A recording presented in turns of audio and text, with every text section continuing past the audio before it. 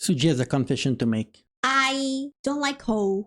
Actually, I don't like winter. Oh, actually, I have never seen snow before in my life. That's what I was waiting for.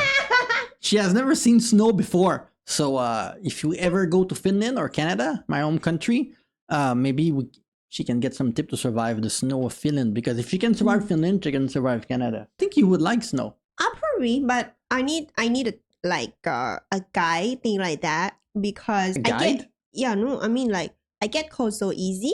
But Yeah. I know I don't like hot too. I mean, I don't like any weather that torturing. Right now it's winter in Thailand. It's like late November and it's like 18 in the morning and 25 in the afternoon and she's cold. So imagine at minus 30. I don't have winter here. Yeah, but for you it's winter. I say that because you complain that it's cold. So anyway. So if you're about to move to Finland for your work or for your studies, you might have heard that the winters here are cold and dark.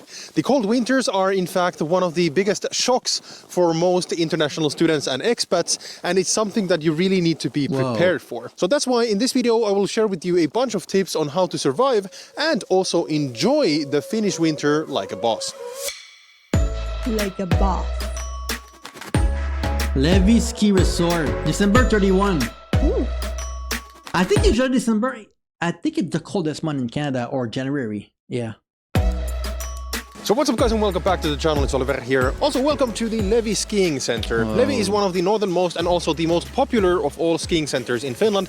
We're spending a week here over the New Year's and I thought this would be an excellent opportunity to share some tips about winter in Finland. So talking of which, how do you actually survive winter in Finland, especially when the weather is like this with dark days, deep snow and temperatures reaching minus 15 or even minus 30 degrees Celsius. So I've already spoken about winter clothing in another video, so let's not go there. Instead, my first tip today is that you should learn to embrace the darkness itself. While the Finnish winter is long and the days are dark, there's also something magical to it, especially when there is a lot of snow on the ground like here today. So whether it's the clear starry skies, which we of course don't have currently, it's snowing during the day, the occasional northern lights, the quiet of the Finnish forest, or the opportunity to just sit in front of the fire, the Finnish winter gives you plenty of opportunities to just wind down and enjoy the moment instead of hurrying everywhere like we do in our day-to-day lives. I would also remiss not to mention the incredible beauty of the polar night. So I've mentioned polar nights in my videos before, but to summarize, polar night is a 52-day long period in the winter during which the sun does not rise above the horizon at all. The polar night only happens in the northernmost parts of Finland, for example here in Levi. 52 days when there's no sun at all. See, I think that's all they see as the daytime. Oh, Yeah. damn. No sun. Suji, you would hate this because Suji is always afraid at night that some thief are gonna steal something from her house. See, at minus 30, the tree will freeze completely like this. Oh my And god. you need to protect your ear because like if you're out for like even 30 minutes, your ear can crack and you can literally bleed. Oh my god. Yeah, you need to protect your ears. One of the most important places to This cover. is the polar night glow. We have the sun just below the horizon. Today is actually the 1st of January Look at 2022. Look at the tree, how cold they are. And the polar night is going to end in 2 days, so on the 3rd of January. And the sun is just below the horizon level. In 2 days, it's just almost going to finished. peak The sun just will finally over the come out in a horizon, few and days. from there the days are going to grow longer. But what an absolutely insanely beautiful glow, and of course with all the snow-capped trees or snow-filled trees, which is emblematic or almost symbolic to the winter in Lapland. So during the polar night, you get to experience the so-called blue moment, or the kaamoksen sininen hetki in Finnish. This is basically the daily moment when the sky becomes this almost hypnotic blue with different shades of green and purple that color the sky before it turns pitch black. These really are the moments that make you reflect on your busy day-to-day lives, and I really 1 hour per day like this. It's so unique, right? It's Yeah. pink in the background. Pink think and that blue. just, stopping and embracing these unique moments of darkness is a great way to enjoy the winter in Finland. Anyways, my next tip to surviving winter in Finland is keeping your energy levels up by exercising regularly. By the way, the local church is just ringing its bells, so don't mind about that. Anyway, even if you learn to enjoy the dark of the winter, it is still rather... That's true. If it's the winter and you go out, and even if it's minus 30, if you walk fast, it's gonna help you. you need to like your muscle to like be like hot, like I don't know, be working. It's gonna help you. Yeah. Common that people feel tired and weary during the season, and the dark days have a tendency to drain your energy levels, especially if you commute to and back. The worst thing that you can do, like let's say you wait for a train or a bus station, is to sit and not move. You're gonna freeze. Wow. Your body need to be active, or you're gonna literally freeze on space. Back from work. And you're not even gonna know that you freeze. Sometimes you just feel, it feels good, but it's because your finger and everything are freezing, so you don't feel them. So you don't know that you're freezing. So you need to be constantly moving, or you're going to freeze without knowing that you're freezing. During the dark hours of the day. So this is why it's really crucial to exercise regularly, not only to keep yourself healthy, but also to get the energy boost that one gets when going for a run, hitting the gym, or by taking a few laps in the swimming pool. So there are plenty of great sports that you can do in Finland, even during the winter. And all of the large cities here offer excellent public and private sports facilities where you can either continue an old hobby or start a totally new sport. So talking of exercising, another great way not to only survive but to actually enjoy the winter in Finland is by taking part in some of the popular winter activities that we have here. So downhill skiing is one of the most popular winter activities in Finland, and many Finnish people actually come to Lapland to spend their winter holidays in one of the many skiing resorts that we have here. While skiing is very hard if you have never done it. Never. It's harder than learning to like play ice hockey. To me, skiing is more difficult because it's harder for the knees. You need to be in shape just to do like casual like this. It's not easy. Finland doesn't have any mountains per se. The Finnish fells offer a great experience for anyone who is interested in downhill skiing or snowboarding. You can rent all the required gear from the skiing centers for pretty affordable prices, usually 30-40 euros per a couple of hours at a time. Every single skiing center has some kind of a basically skiing rental services where you can get skis, poles and helmets for a day, a few days, or even up to a week. And these are usually right next to the slopes and the skiing lifts, from where then you can jump right into the slopes, start skiing and enjoying the experience. Anyways, talking of Lapland and skiing centers, while this is not a common activity for people to do in their day-to-day lives, I really recommend that you try either husky sledding or snowmobiling while visiting Lapland. It's not only a lot of fun and a unique and I'm sure an exotic experience for many of you, but both are also excellent ways to go hunting for northern lights. In fact, most skiing centers in Lapland arrange safaris specifically to see northern lights, and while the aurora borealis are rather elusive, they are truly magical to experience if you are lucky. All right, so another... We saw in other... Yeah, he said if we're lucky, we saw another video from Sweden, right? That it's not that easy to see. Yeah. Like, you need to be very lucky to see the northern lights. Like, people go there and you see the YouTube video, it look amazing, but then you go there and your chance of really seeing it is quite low, actually. We saw in other video. Depend on the weather. Yeah. Great recommendation is for you to try out either skating or ice hockey. So if you didn't know, ice hockey is the most popular sport in Finland, and you know, of course you can go and watch ice hockey games yourself, but what is even better is that every single municipality in Finland offers either free or extremely affordable ice hockey rinks where everyone can go and either ice skate or play hockey with their friends. I grew up in the 90s, so my captain was Saku Koivu from Helsinki. So, talking of which, if you have the opportunity, I highly recommend that you try something called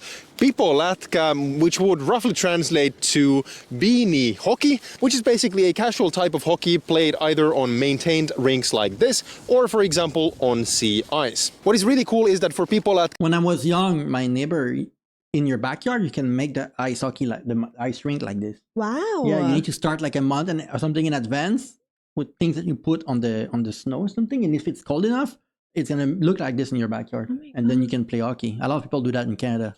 You don't need any kind of special equipment, just your skates as well as your hockey stick. So as a bit of a segue from ice skating, let's briefly discuss something very serious, which is walking on the ice. So this can mean walking on sea ice or any kind of a frozen lake, or in fact any kind of natural body of water. Please do not go walking, ice skating or kick sledding on the ice, especially if you're not 100% sure that the ice will carry, even if there's other people walking on the ice as well, even if that gives you the opportunity to walk in front of the residence of the Prime Minister Oh. of Finland, falling through the ice, Oh. you know, in front of the It depends on the residence of the temperature. Prime Minister of Finland or the residence of the President of Finland, which is around the If corner. it's minus would 30, it's never pretty gonna much crack. suck quite a bit. So every single what year, I people drown in experienced. Finland by falling through thin ice, Oh, and this really? can happen even to the most experienced of people because coastal currents, rapid changes in weather, and for example, shipping lanes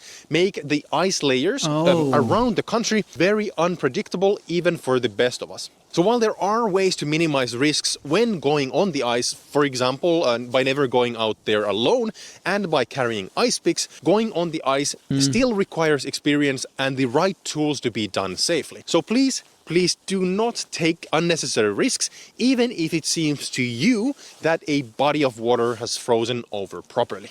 So one other great activity for the winter in Lapland specifically is actually going for winter hikes or day hikes using snowshoes. ice? And this allows you to No, walk that's on top the of snow. the snowpack. Oh, I mean and this is snow. actually a great way for you to do, you know, short few-hour day hikes. Yeah. For example, on top of the Finnish fjells or Finnish Damn. mountains that we That's so have here in the cool. northern parts of Finland.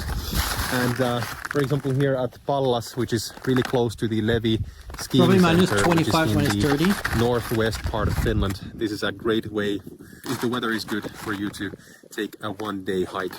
All right, so my next tip to survive winter in Finland is not to use water-based skincare products when going outside in deep sub-zero weather. So this is especially important if you're about to go, for example, downhill skiing or if the winds are high enough. In these cases, the wind chill together with the low temperatures can at worst lead to frostbites, which are easily avoidable by using the right types of products and by covering your skin with proper clothing. So if you have dry skin during the winter and you do use moisturizers, which are highly recommended, by the way, even if you don't normally have dry skin, you should preferably use oil-based products. In addition, make sure that these absorb well before you go out, because this way you can make sure that the product protects your skin correctly. Also, as an additional tip, it is highly advised that you start using sunscreen already in the spring, especially when doing winter activities. So I know that this might feel counterintuitive because of the cold weather, but the sun can actually very easily burn you even in very cold weather, specifically because of the snow. In these kinds of circumstances, snow actually acts almost like a mirror, reflecting and magnifying the sunlight from every direction. So you don't have to understand more about this. Just make sure to protect your skin by using proper sunscreen when the sun is out, even if it feels weird to do it in the cold. Alright, so next up, if you own a car or if you rent a car for a trip, make sure that you are prepared for winter weather. So first and foremost, by law, you have to have winter tires installed during certain months of the year. You cannot drive if you don't have the tire. You're literally gonna crash, to be honest. And So do note that in Finland we do not use tire chains in passenger cars, and instead we have purposely built friction or studded tires for the winters. When buying a car, please make sure that the winter tires are also included, especially if you buy a car second-hand, and if not, make sure to buy a good set of winter tires before the season starts. If you come from a country where winter isn't really a thing, you might not think that this is really necessary, but I can Oh, tell it you is, it trust is me. absolutely necessary as not, summer tires. not that, but you need to start your car a lot in advance, and you need to make sure that the car don't go a full day if it's minus 30, a full day without starting.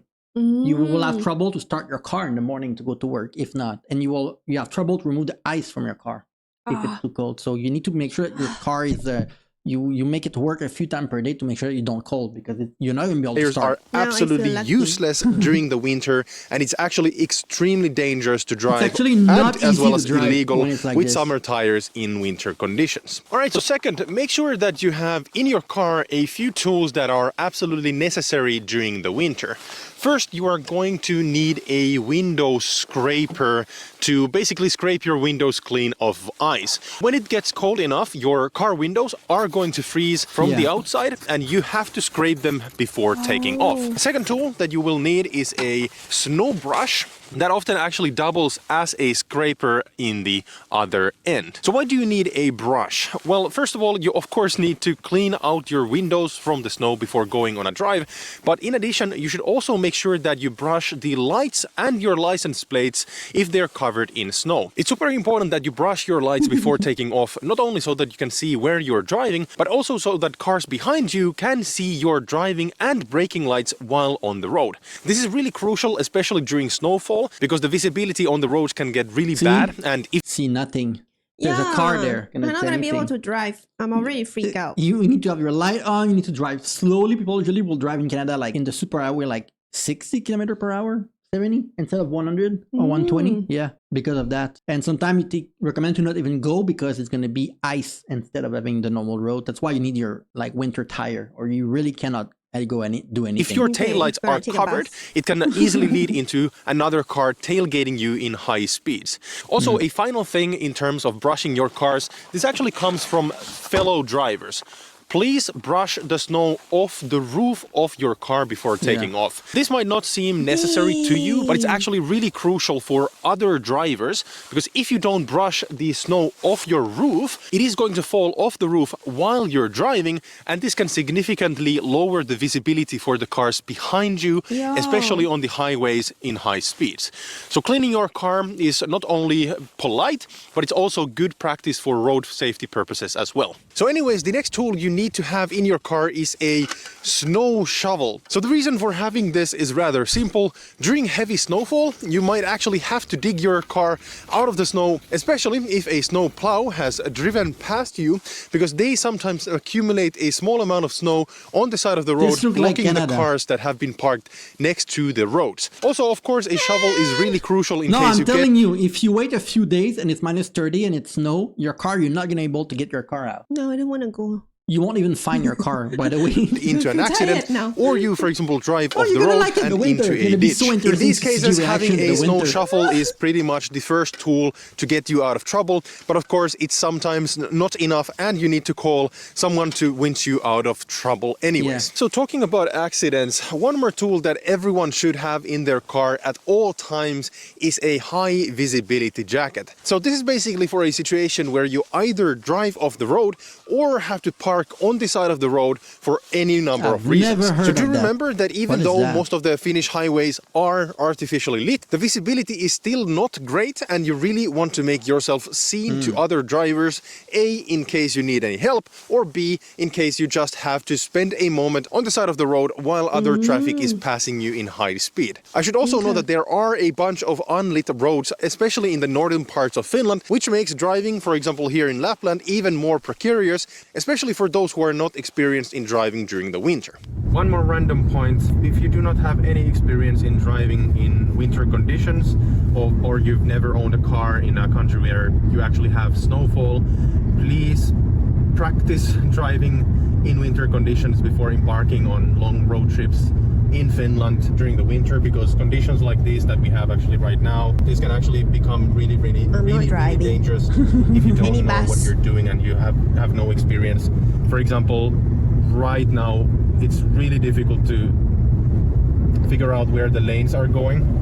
Yeah. And I have trouble about this a lot. It's really difficult to see the car in front of you. So yeah, just make sure that you have enough experience in driving during the winter before embarking on long road trips in Finland during the winter. Alright, so now that you know a bunch of ways that you can enjoy winter in Finland, next I recommend that you watch this video where I explain all the different things that you need to know in order to survive. Well, look, I think if we go to Finland, we should go when it's snow time. So Suji can see snow for the first time, like December or something. This video, it turned to be a horror video for me. Horror video? Why? Everything is like difficult to leave, scary. Now at the beginning it seemed pretty, but no, this video is not pretty at all. It's like you need to take care of yourself, and that's not enough. You need to take care of stuff around yourself. That's difficult. Yeah, it's so difficult. We need to go during winter. So I've never seen winter. You need to see winter for the first time. I feel cold now. Thank you for watching, everyone.